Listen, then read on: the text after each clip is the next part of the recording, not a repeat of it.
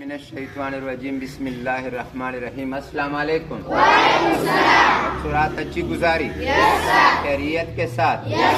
پھر کہو شکر الحمدللہ۔ بچوں آج میں آپ لوگوں کو ایک نوجوان کی کہانی سناتا ہوں، سمجھ آ رہی ہے؟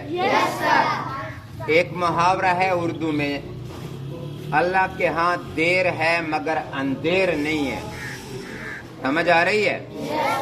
ایک نوجوان تھا اور وہ بہت پڑھا لکھا تھا، اس نے بہت زیادہ تعلیم حاصل کی تھی، تعلیم یافتہ تھے اور اسے جاب کی تلاش تھی، نوکری کی تلاش تھی، کوئی بھی رزق کا موقع مل جائے رزق کے موقع کی تلاش میں تھا، سمجھ آ رہی ہے؟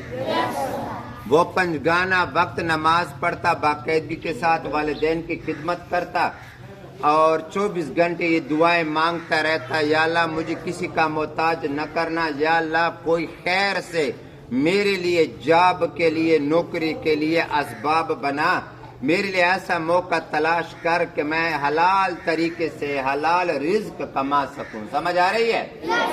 لیکن اس کی دعا قبول نہیں ہو رہی تھی۔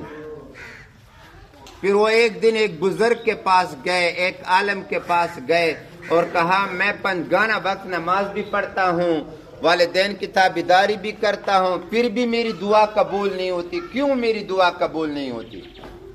اس بزرگ نے فرمایا کہ جب بارش ہوتی ہے تو پھر کیا ہوتا ہے؟ کیا بارش جب ہوتی ہے تو یکدم سے گندم اگنا شروع ہو جاتے ہیں، یکدم سے چاول اگنا شروع ہو جاتے ہیں؟ تو نوجوان نے کہا نہیں، پہلے ہم بیج بوتے ہیں، پھر چھوٹے چھوٹے پودے نکل آتے ہیں، پھر فصل کے پکنے میں ٹائم لگتا ہے، یکدم سے فصل نہیں پکتی۔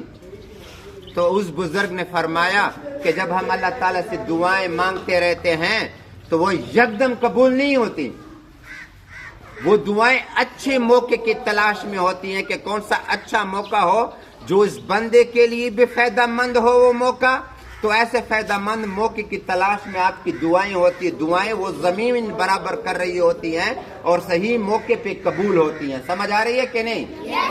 اور پھر ویسا ہی ہوا، کچھ مدت کے بعد نوجوان کو ایک موقع مل گیا اور اس کو جاب مل گئی اور وہ حلال رزق کمانے لگا۔ اس کہانی سے ہم نے کیا سبق ملا؟ کہ اللہ تعالیٰ کی دعاؤں کی قبولیت میں تاخیر ہوتی ہے مگر انکار نہیں ہوتا، وہ دعائیں صحیح موقع کی تلاش میں ہوتی ہیں۔ جب آپ کے لیے اور میرے لیے فائدہ مند اور صحیح موقع آ جائے تو اللہ تعالیٰ دعائیں قبول فرما لیتا ہے، سمجھ آ رہی ہے کہ نہیں؟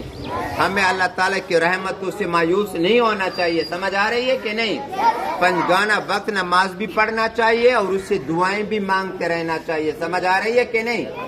اللہ تعالیٰ ہم سب کو نیک اعمال کرنے کی توفیق عطا فرمائے، آمین۔